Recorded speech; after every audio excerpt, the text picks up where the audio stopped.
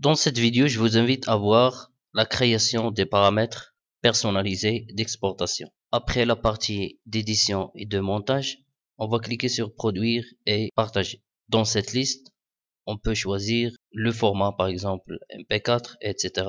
On va voir des paramètres personnalisés.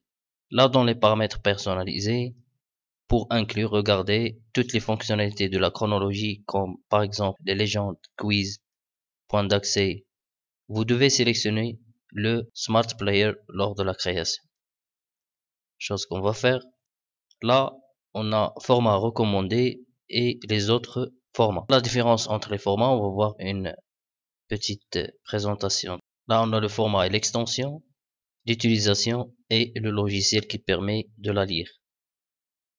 Très simple. AVI, par exemple, c'est audio, c'est l'abréviation d'audio, vidéo, interview, live. Dans un fichier AVI, chaque composant audio ou vidéo peut être compressé par n'importe quel codec. Donc c'est un format qui donne une bonne qualité de vidéo et son. WMV, c'est Windows Media Video, c'est un format conteneur de Microsoft.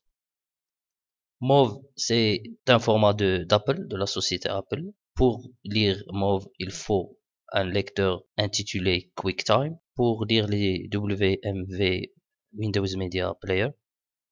Et pour la VI, donc tous les lecteurs. M4V, c'est un fichier standard des iPods et des vidéos en ligne, iTunes, etc. Pour voir les autres formats, vous pouvez cliquer sur m'aider à choisir un format. Et là, vous allez trouver une aide très intéressante sur les formats. Voilà les formats disponibles et un tableau d'explication, donc MP4, vidéo, Windows, Media Player, QuickTime Movie, etc. Voilà pour choisir un format approprié. Alors, là aussi, on doit choisir si vous voulez utiliser par exemple des tables des matières, des quiz, etc. Il faut normalement utiliser MP4 Smart Player. Sinon, si vous voulez créer juste une vidéo à lire sur un lecteur de vidéo, vous pouvez choisir WMV, MOV, AVI, M4V, MP3 pour l'audio seulement, ou bien GIF. Alors, normalement, on va utiliser MP4 Smart Player et on va cliquer sur Suivant. Là, on a plusieurs onglets dans lesquels on peut faire un peu de réglage. Alors, pour le premier contrôleur, on peut activer ou bien désactiver produire avec contrôleur. Ça veut dire, là, on peut créer avec un contrôleur, regardez, de lecture qui va s'afficher en bas de la vidéo. Là, on peut choisir entre plusieurs thèmes, transparent, classique, black, par exemple, on va utiliser le black. Auto hide control, ça veut dire le contrôleur noir, il va disparaître automatiquement lorsqu'on déplace la souris à l'extérieur de la vidéo. Pause et add start, ça veut dire lorsqu'on arrête la lecture de la vidéo, voilà l'icône qui va s'afficher, ou bien la page, soit automatique, ou bien on va choisir une image qui va s'afficher. Deuxième onglet, c'est la taille de la vidéo. On va laisser par défaut. Pour les réglages de vidéo aussi et réglages d'audio, on va les laisser par défaut. Et on va voir les options. Là, dans l'onglet options, on a des options pour désactiver ou bien activer la table des matières, ou bien ce qu'on appelle TOC, ou bien Table of Content, Searchable ou bien consultable, rendre la vidéo consultable, les captions ou bien les commentaires sur les vidéos, on peut désactiver ou bien activer, et aussi les quiz. Alors on clique sur suivant. Là, on peut ajouter des informations sur la vidéo.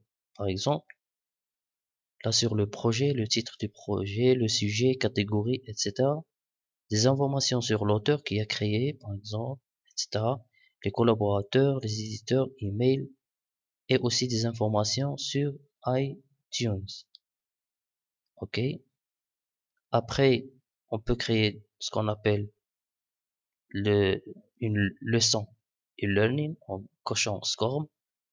On peut ajouter aussi des filigranes qui vont s'afficher en bas à droite de la vidéo, par exemple. Regardez là l'image qu'on va positionner là, un peu déplacer. Et voilà, vous pouvez bien sûr personnaliser l'image dans cette partie. Et après, on peut voir un aperçu là, etc. Donc, on va valider par OK. Alors, suivant. Là, on peut personnaliser aussi la table des matières en cochant ou bien décochant l'un des chapitres, etc. Ou bien même renommer un chapitre. L'emplacement de la table de matière, soit qu'il va être ancré à droite ou bien à gauche de la vidéo. Et aussi l'affichage des marqueurs sur la table des matières, soit sous forme de texte et vignette, texte seul ou bien vignette seule, mais il est préférable d'utiliser le texte et la vignette. Après là, on va renommer la vidéo et l'emplacement aussi du répertoire. On va choisir par exemple bureau. Et puis on clique sur terminer. Et après la création, on va cliquer sur dossier de création pour voir la vidéo. Voilà. Donc on va voir un aperçu. Je vous invite dans cette vidéo à une petite balade pour découvrir quelques régions de la ville. Voilà, regardez ici le lecteur. Alors, Middles ou bien en Tamazir, la table des matières qui permet de se déplacer sur les chapitres ou bien entre les chapitres.